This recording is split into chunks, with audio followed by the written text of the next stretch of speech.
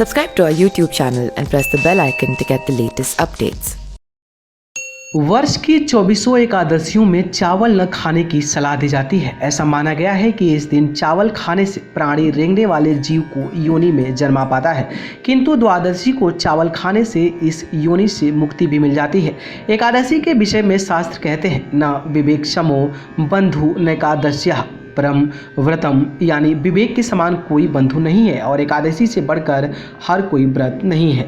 5 ज्ञान इंद्रियां, 5 कर्म इंद्रियां और 1 मन, इन 11 को जो साध ले वह प्राणी एकादशी के समान पवित्र और दिव्य हो जाता है। एकादशी जगत गुरु विष्णु स्वरूप है। जहाँ चावल का संबंध जल से है, वहीं जल का संबंध चंद्रमा से है। 5 ज्ञान इंद्रिया और 5 कर्म इंद्रियों पर मन का ही अधिकार है। मन की ही जीवात्मा का चित्त स्थिर करता है। मन और श्वेत रंग के स्वामी भी चंद्रमा ही है, जो स्वयं जल, रस और भावना के कारक है। इसलिए जल तत्व राशि के जातक भावना प्रधान होते हैं, जो अक्सर धोखा खाते हैं। एकादशी के दिन शरीर में जल की मात्रा जितनी कम रहेगी, व्रत पूर्ण करने में उतनी ही अधिक सात्विकता रहेगी। महाभारत काल में वेदों का विस्तार करने वाले भगवान व्यास ने पांडव पुत्र भीम को इसलिए निर्जला एकादशी बगैर जल पिए हुए करने का सुझाव दिया था।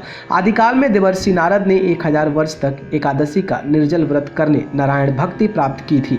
वैष्णव के लिए यह सर्वश्रेष्ठ व्रत है।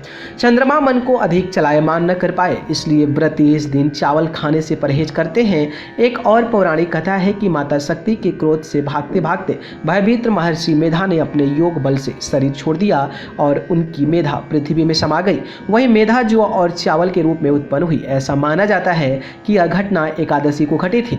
यह जौ पर चावल महर्षि की ही मेधा शक्ति है, जो जीव है। इस दिन चावल खाना महर्षि मेधा के शरीर के छोटे छोटे मांस के टुकड़े खाने जैसा माना गया है। इसलिए इन दिन से जौ और चावल को जीवधारी माना जाता है। आज भी जौ और चावल को उत्पन्न होने के लिए मिट्टी की भी जरूरत नहीं पड़ती है, केवल जल का छींटा मारने से ही अंकुरित हो जाता है। इनको जीव रूप मानते हुए एकादशी को भोजन के रूप में ग्रहण करने से परहेज किया गया है, ताकि सात्विक रूप से विष्णु स्वरूप एकादशी का व्रत संपन्न हो सके।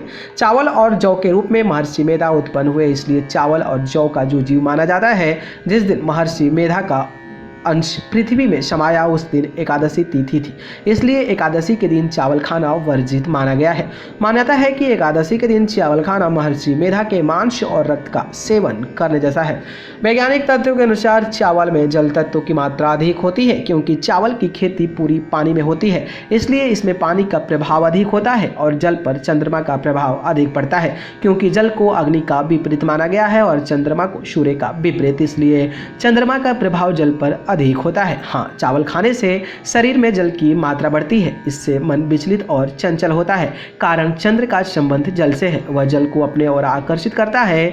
यदि व्रती चावल का भोजन करे तो चंद्र किरणें उसके शरीर के संपूर्ण जलीय अंश को तरंगित करेंगी। परिणाम स्वरूप जिस एकाग्रता से उसे व्रत के अन्य कर्म, स्तुति, पाठ, जप, श्रवण करने होंगे, उन्हें सही प्रकार से नहीं कर पाएगा। मन के चंचल होने से व्रत के नियमों का पालन करने में बाधा आती है। एकादशी व्रत में मन का निग्रह और सात्विक भाव का पालन अति आवश्यक होता है। इसलिए एकादशी के दिन चावल से बनी चीजें खाना वर्जित कहा गया है। न्यूज रूम से अमेजिंग वर्ल्ड की रिपोर्ट।